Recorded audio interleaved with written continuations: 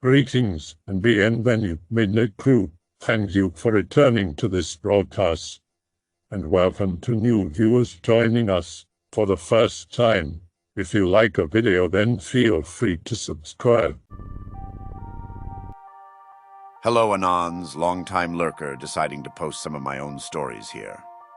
I've been living in La Plata for around 3 years now.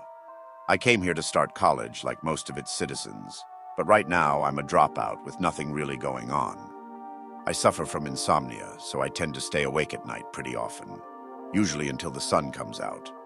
And for the last year and a half, I started walking at night a lot and exploring the city. Around the same time I got into photography. Most, if not all, stories happen deep into the night, and 3 months ago I stopped going out for reasons I'll explain later. If there's other Argentine bros reading this, I'd love to hear stories of your own. Most of mine revolve around homeless people and just plain weird shit happening when the moon's out. Don't expect anything too paranormal. First one is exactly the first weird thing that happened to me here. I thought it was much better if I drew a map in paint. The yellow cross is the store, brown cross the house, I'm blue line and dude is red line, like 2 a.m. Notice I've run out of cigs. The trusty 24-hour store is here to save my ass.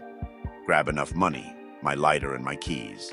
Leave everything else in my room because I'm still afraid of getting mugged. Instead of going by the street, I always cross the park. As I'm crossing, I notice a dude walking in the opposite direction to my left. Tall, bald, black clothes, black boots. Figure it's some security guard getting off his shift. Arrive at the store buying ciggies. Look right. Dude is there, leaning against the wall looking directly at me.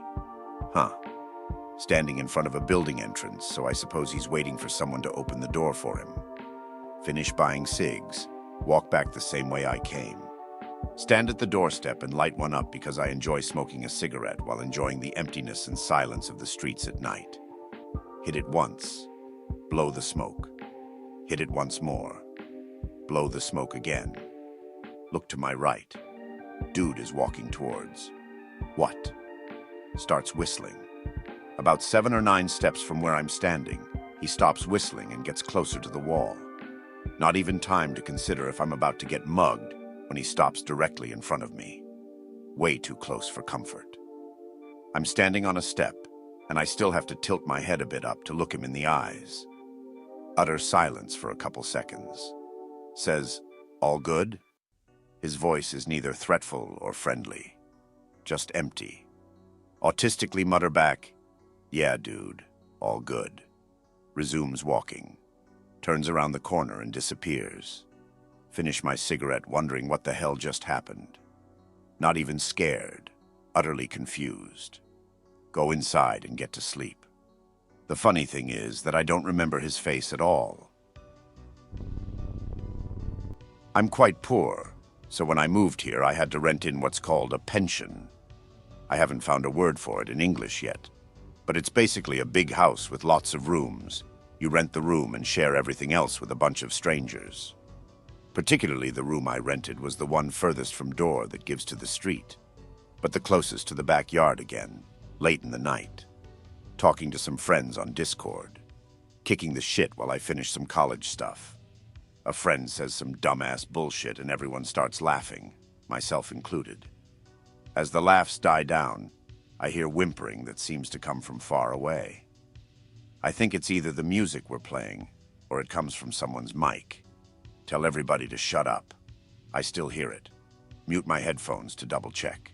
Hear it more clearly now. It still sounds far away. Tell the homies to wait for a bit while I go check out what is making that noise. Take my headphones off and get out of the room. As faint as it was, I make out it's a woman sort of crying or choking. Seems to come from the direction of the backyard. Someone's having a bad time, I guess. Walk over to the backyard to see if I can hear anything else. As I step out, it just stops. Complete silence. Okay, whatever the hell that was. Go back to my room. My PC is off. Whatever. I would lie if I said I had any idea where exactly the sound was coming from.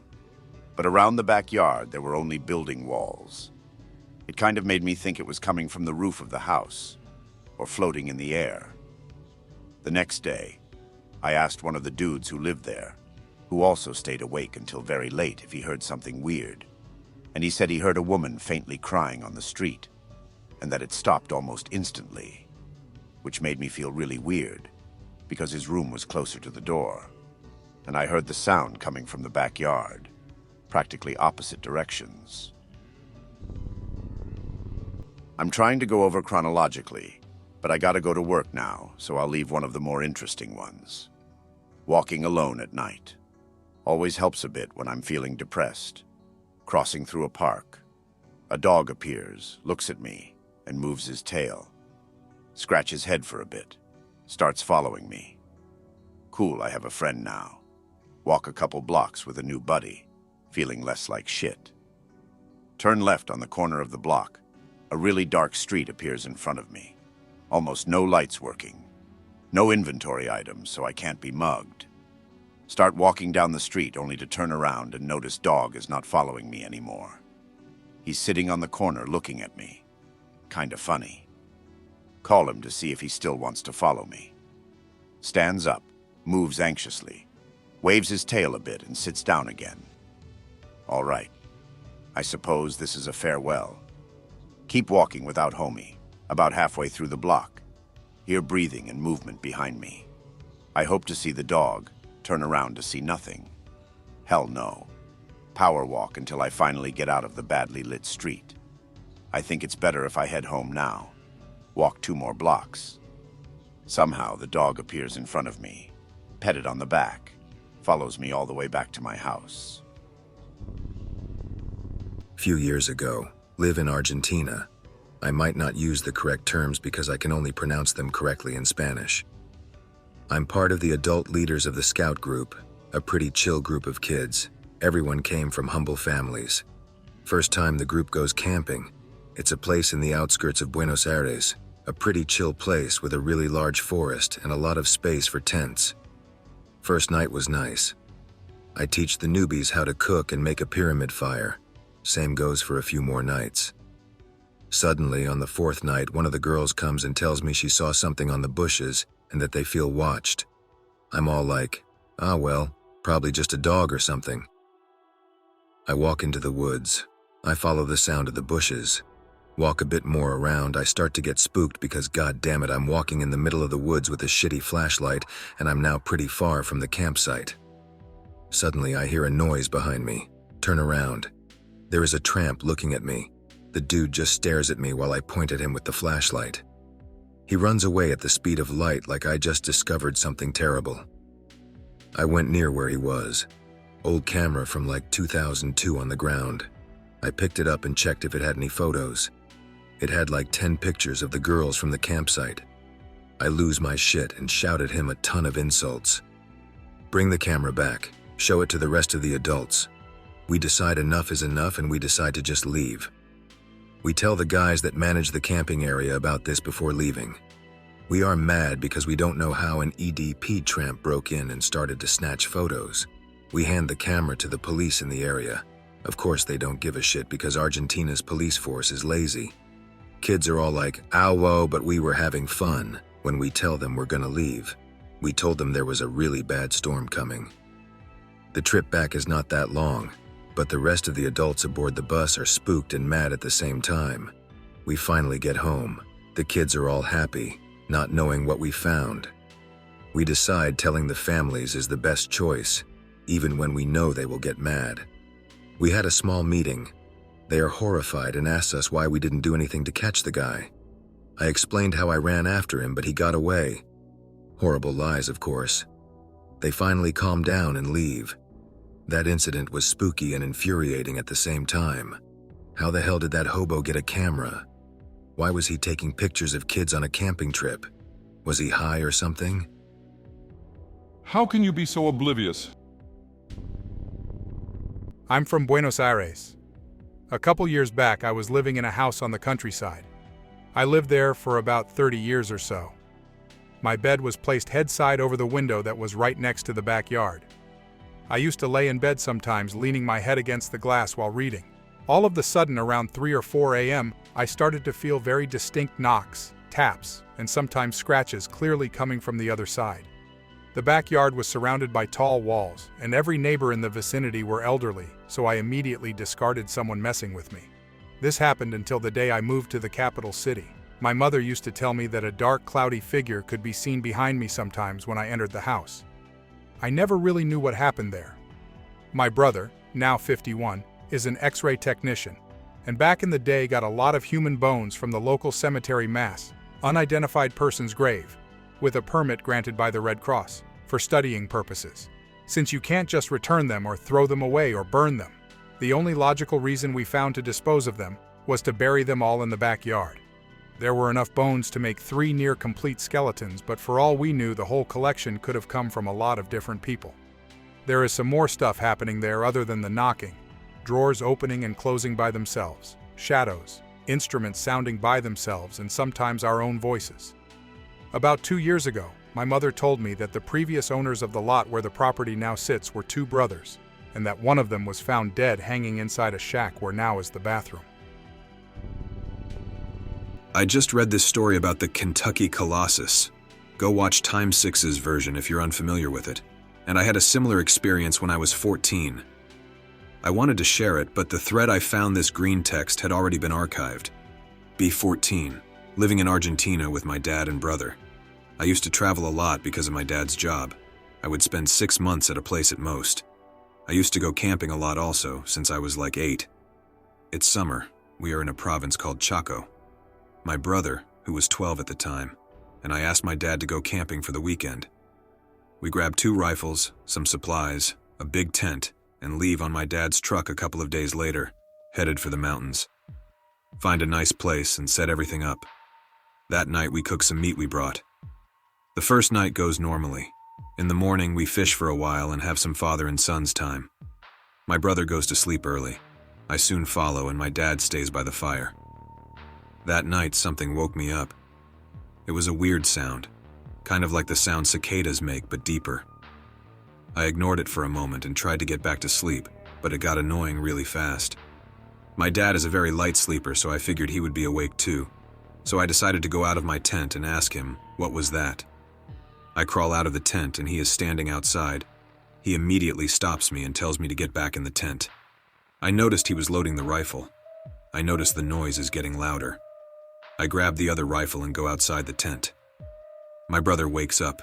Now all 3 of us are standing outside looking at the trees. I asked my dad what's going on. He said there was something over there and told us to be ready to get to the truck. I had never seen my dad scared before, so it was quite shocking. Then I saw something. At first I thought they were tree trunks in the dark, but they were moving. It's getting closer and for some reason I'm terrified. It gets so close that the noise becomes almost unbearable. I can see it better now. It's 2, maybe 3 things that look like an elephant's legs, but thinner, as tall as the trees.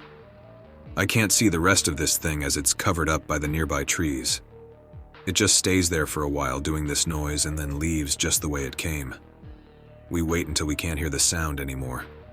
Then my dad looks around the camp just in case. An hour or so passes and we gather up everything in the middle of the night and leave. Never heard anything like that before. We asked around. Nobody else heard of anything like this. Some old lady told us it is the specter of some Englishman that collects bones from people he finds alone in the woods. I don't think what the lady says had anything to do with that. I'm 29 now, and I just found that story here. Tomorrow I will tell the Kentucky Colossus story to my dad to see what he thinks. Well, that's it. No, this isn't going to be a green text because I'm lazy and tired, so I'm sitting in the cafeteria at school with some of my buddies. I was surprised that school had been allowed to stay open since we were still on snowstorm watch. It was snowing lightly outside, and one of my buddies, we'll call him B, mentions the theatre building to us. Our school has multiple buildings made for each subject. It is a large school. He told us that he had stayed there later than usual to finish up getting the props and other things done for the winter play. Tells us that during this, he went to the backstage bathroom.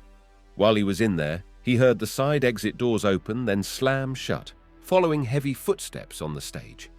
He got up to see who was in the building, but he saw no one. So he finishes and goes to leave. He tries to use the side exit that leads to the parking lot, but has no luck since the doors were locked. I asked how they were locked if he heard them slam shut, but he had no idea since they were already locked by the janitors. So he goes down to the basement where the band and theatre classrooms are, and he told me he heard something coming down from the in-school suspension room. B described it as groaning.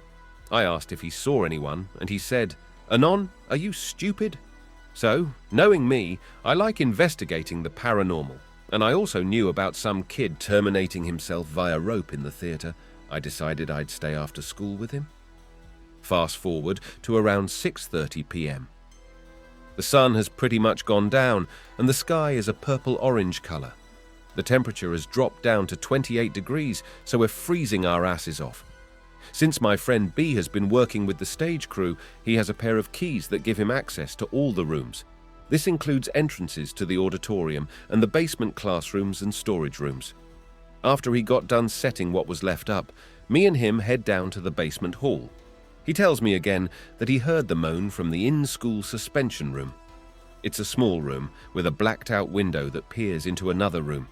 The paint is peeling off, so I doubt they still use it, but we call it the in-school suspension room, because it has a sign next to the door saying it is. I tell him I'll sit in the room for 5 minutes, and he agrees to stay on the outside, so go in and sit down on the floor. It's pitch black and cold. 2 minutes go by, and I feel something brush against my jacket. I turn around to see only blackness. I get up, and I feel something exhale on my neck. I pound on the door, and I fall through the doorwell, since my friend opened it. At this point, I'm screaming, and I've had enough. We bolt out the back exit into the student parking lot. We run through the snow to his Jeep, and we haul ass out of there. Kids there had always told me it was haunted, and I kind of believed them, but now I'm sold on it. I write with the hope that someone has had my same experience and could shed a little light on what I saw that day. Be me. A 12-year-old boy living in Argentina, semi-urban area. With friends from the neighborhood, we agreed to have a barbecue. We collect money between the 6. We do it in the house of someone who had a grill in the back of his house. Quite extensive, but neglected for years. We were going to sleep, so we prepared everything for the night. The father of my friend, where we had done the barbecue, would be absent for a couple of hours. Night comes. We eat until we almost burst. One of us got his brother to pass him a couple of beers. We had a great time.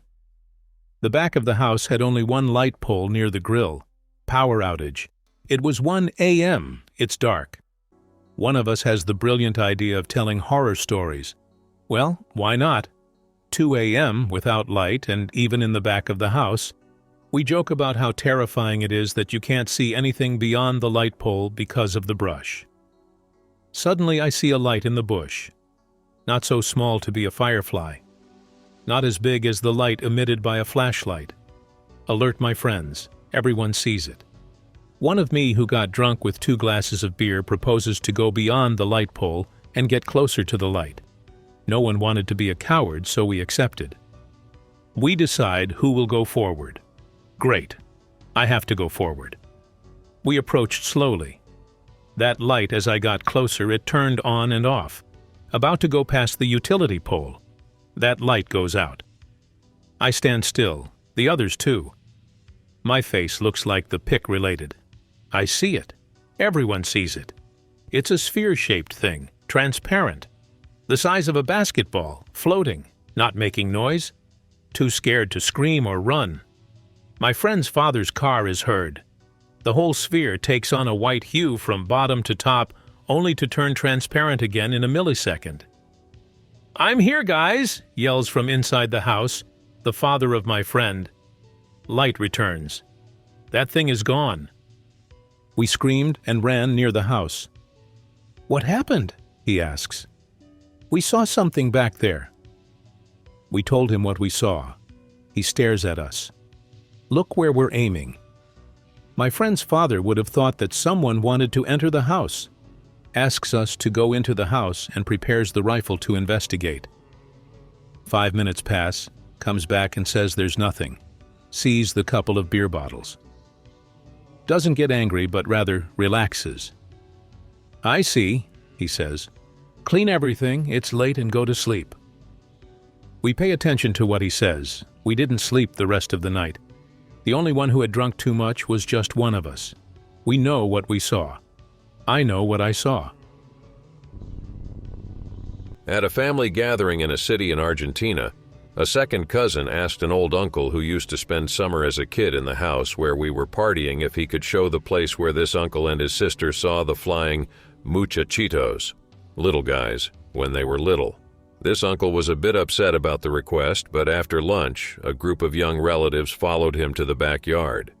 Houses in most major Argentine cities are built without gaps among them. You share walls with neighbors. Backyards are walled gardens, and this one is huge since it's a lot in the middle of the block, the back reaching its center. The family has at the end of the backyard a tiny apartment, 2 floors high, that it seems was designed to be used by a servant.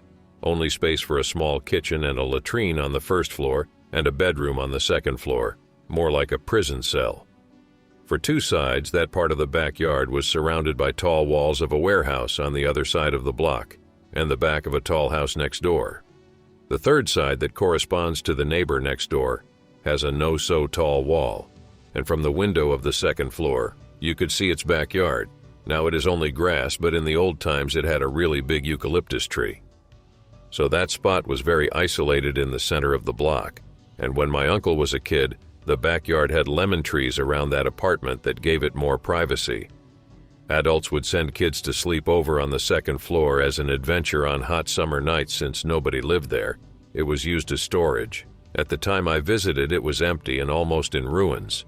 Going up to the second floor was somehow dangerous because the wood on the stairs and floors was in bad condition, but my cousins really wanted to see the place where that story happened. I had no idea what was going on. Then someone asked my uncle to tell the event again. That could have happened around the early 1930s. One summer night when this uncle was 10 years old, he was sleeping there with a bunch of other kids, all family related. Just before the sun rose, he woke up hearing hushed voices coming from outside. His little sister was also awakened by the voices, and after a while, without saying anything, both uncle and little sister crawled in silence among the kids sleeping on the floor toward the window to spy the backyard. To keep the place cold during the hot nights, the windows were left open with a tool as a curtain to protect kids from mosquitoes. Therefore, it was easy for them to see outside. Nobody was in their backyard, but in the backyard next door, the old lady living there was standing near the eucalyptus tree, wearing a robe and holding a candle in her hand, whispering. The siblings recognized her immediately, so they did not get scared, just the neighbor looking for a cat or something. At some point, the lady started to look to the sky and make gestures with her hand like inviting something to come down. The siblings, freaked out, when around 5 figures slowly descended on the lady's backyard and kneeled on the ground. They were coming from the open sky, not from any tree. My uncle described them as young lads, slim, dark, not so short hair, and brownish skin that looked opaque. The 5 creatures remained sitting or kneeling around the lady for what seemed to be 15 or 20 minutes. She was smiling all the time and whispering back and forth with them. Meanwhile, my uncle and his little sister were silently frozen in the window, just peeking and not seeing. Even when they were shocked at the beginning of the experience, the siblings stayed calm, just curious about what they were seeing. That time before dawn was very calm. With no wind and no birds singing, the rest of the kinds on that second floor were sound asleep. All of a sudden, one of the creatures dropped lower to the dirt and started to convulse. That lasted a few seconds, and my uncle said that immediately it stood up without hesitation. But what was standing there was like a shadow of the critter. On the floor there was a body heavily breathing and moaning that looked real. The lady took her robe to cover that creature and helped to walk away from the rest of the group. At that point, my uncle's sister started to shake with terror. He told us he tried to comfort her, but she was losing control of herself. He was also getting uncomfortable with the experience and could not take his eyes off the scene for a second. But then he realized that somehow all the creatures in the group were standing and looking shadowy, like the one that convulsed. The one that was covered by the lady with the robe could not be seen around. After a few more whispers between the lady and the creatures, The lady blew out the candle and all creatures started to slowly ascend to the morning sky. The little ponchos were flapping around their bodies, but he could not hear any sound. When the creatures were closer to the top of the eucalyptus tree, my uncle said he could hear the leaves rustling by them touching them. At some point, they were out of sight behind that tree, and the siblings dropped to the floor and let themselves cry a little, hugging each other. Suddenly, a siren from a factory in the city loudly went off to call employees to work. My uncle told us he and sister just freaked out and screamed like crazy, waking up the rest of the kids, and the adults and dogs and cats in the main house. It was pandemonium, but the siblings did not say a word of what they saw. Adults were confident that one of the kids had a nightmare or something like that. Anyway, the kids and the siblings kept sleeping on summer nights in the same place for a few more years. The sighting did not repeat. And since they visited that house for summer vacations and did not live there, they never saw that lady after that. It took several years for the siblings to share the experience. My uncle told us that both were sure it was not a dream, but they did not feel they wanted to talk about it. They finally shared it when they were young adults, and in a family reunion, the owners of the house where this thing happened dropped a comment that the lady next door had passed away. Both siblings started to ask questions and more questions about the lady and the house next door, non-stop. Since that old lady was a little reclusive, they could not get answers. In the end, they were confronted with so many questions and they just opened the memory gates. That was another pandemonium. Family laughing at them, criticizing the siblings for talking that way about such a nice neighbor that just passed away. She never was on anything weird, living along poor lady, etc.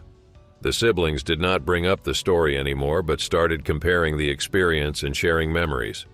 They finally were able to validate that it was not a dream and that they saw something. The rest of the family knew about it from this last gathering. My cousin, who asked to see the place, knew about it from his parents being present there. I'm sure on my side close to me knew, but I never got it. After my uncle shared this with the younger generation, he told us that he felt some relief.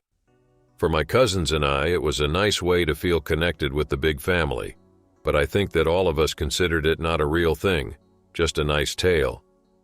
Recently, I talked about it with someone present when my uncle told the story and showed us the place. She told me after that experience she had a few dreams where naked characters would drop down from the sky and just be a backdrop of the dream scene. Other cousins also had similar stuff happening in dreams or while meditating. In my case, on a windy day, I was driving my car with my wife and a burlap sack flew in front of the windshield and blocked my view. I pushed the brakes to the floor. When I got out of the car to get that potato sack from the windshield, I saw a huge branch from a tree on the sidewalk break and crash on a spot on the street where I should have been if I had not stopped. When I went back to my car and told my wife that this could be related to my uncle's experience, burlap poncho flying around, she got really, really mad. A big fight about being credulous. Hello/X/. I want to share my perturbation with somebody, but due to legal reasons that will soon be evident, I can't discuss it with most of my colleagues. I also don't want to post it on Reddit and see it pop from time to time. I want to just let it out and forget it completely. Also, I used to browse here a lot back when I was younger, but this is my first post and English is not my native language, so bear with me if you may. Rest assured, this is not going to be an unbelievable story about a psychology experiment gone wrong. The ethics committee won't allow any experiment weird enough to be worthy of being funded. Having said that, I'm a psychologist from Argentina and I'm a researcher. As you may know, my country has a tendency to going to shit every 3 years or so. Yay. So I had to start doing a side thing to earn enough money. My contract stipulates that I may not do any work other than research and teaching. So if I wanted to give therapy, I had to find a way to do it in the black. I made an arrangement with a very trusted colleague who was already renting an office and had free hours. So I paid a part of the rent, made some publicity on the down low and asked for some referrals. It was okay for a while, couple patients here and there. Not enough to live, but since it wasn't my main source of income, it was okay. One day I had a weird patient, Michaela.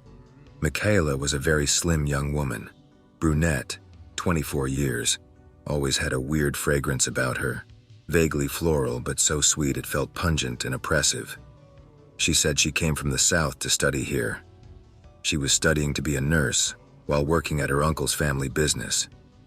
She said she came because she felt depressed, like she was stuck in the same unhappy, monotonous life where she didn't really progress at university and couldn't really progress at work. She had little to no friends and no real hobbies to speak of. She also had that monotone, low-energy speech pattern that depressed people have when they are not having a crisis. I started a behavioral activation protocol, and she seemed to be doing fine. Then one day she came disheveled and sat forcefully on the couch. She smelled even more strongly than ever. She told me something terrible happened to her. But each time she was about to tell me, she started to cry uncontrollably. I managed to calm her a couple times via relaxation techniques, but each time she again fell into the most soul-wrenching wail. I tried my best, but I realized it was probably time to make her see a psychiatrist. So once she calmed down enough, I told her that a psychiatric interconsultation would be in her best interest. I also told her that this session was on me, and that, if she felt like giving this another try, we could do it tomorrow, free of charge. I never saw Michaela again. She never called me again, and I couldn't find out anything else about her. These things happen, though, and I forgot about it for a couple of months. Then another woman comes, also from the countryside, came here to study, and also worked with her uncle. This one was a blonde, though, with a very fair complexion, and had more anxiety-related issues. One thing was the same, though. The thing that made me remember Michaela was the same sickeningly sweet floral smell. Romina was mostly scared about her future. She said she didn't know what to do with her life, and sometimes she spent the whole night awake thinking. But each time I asked her about what, she would tell me that she wasn't ready to speak about it. Romina was very private, even when she was paying a good amount of money to tell me her issues. I saw we were making no progress, so one day I pressed her further. She had one of the most violent panic attacks I've seen, almost looked like an epileptic crisis. When I managed to calm her down, she asked me to go outside to make a quick call. I never saw her again. Some viewers may find the following video disturbing. Viewer discretion is advised. I'm 70% sure I once ate human meat in Buenos Aires, Argentina. Got lost with a group of friends trying to find a specific restaurant. Ended up walking through a weird-ass industrial zone in Buenos Aires. I remember the way, but I'll not post it since it could be bad for the restaurant's reputation if I'm wrong. So we were lost, almost giving up and calling a cab. It was winter, cold, and there were some pretty sketchy dudes hanging out on corners and shit. Then, a couple blocks away, we see this really fancy restaurant is open. It wasn't the one we had been looking for, but it was already 11 p.m. and places were closed. Place was very nice, although completely empty except for us and the staff. We spoke very basic Spanish and ended up ordering this huge sizzling tray full of various cuts of meat that wasn't on the menu. It included cuts of pork, ribs, steak, chicken, thighs, breast, and red meat. Bunch of cow and chicken organs too. Blood sausage, kidneys, liver, heart. Now is where the freaky part started.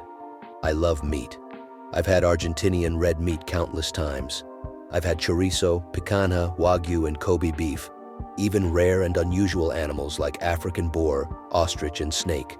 A single huge piece of beef in the middle of the tray was unlike any meat I've ever had. It suddenly hit me as soon as I bit into it that it quite well matched the description of human meat I've read online from cannibal killers' interviews. Stringy, heavy, sort of fat, but with a very distinct flavor that vaguely reminded me of pork.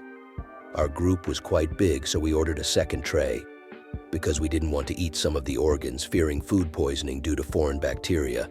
And again, there was the weird human flank-sized piece. Same taste. The staff was being super friendly and delighted we had ordered this tray twice, since apparently it was off menu for being too expensive. I couldn't bring myself to tell my friends of my suspicion. Be summer last year, thinking about where I should go for vacation. Buenos Aires seems nice. Get on a plane. Notice these really dark goggles hanging in the back of the seats. WTF. Plane is about to land. Hear a message that says, all tourists must wear their safety goggles. Be confused, but wear them anyway. Can barely see through the dark glass. Hear the plane's door is opening. Stand up and walk to the exit. I hear an old man screaming, "I'm blind, you bastards!" What the fuck? Sir, we told you to wear the safety goggles. Keep the goggles on, because I was too scared. Step out of the plane. Holy fuck. It's too white. Not even the North Pole prepared me for this level of whiteness. Sit in the airport for 2 hours till I recover my eyesight. I hope that you enjoyed tonight's broadcast. If you enjoyed tonight's story, then please subscribe to the channel as more green texts will appear daily. A new broadcast will appear when the clock strikes midnight Central Time.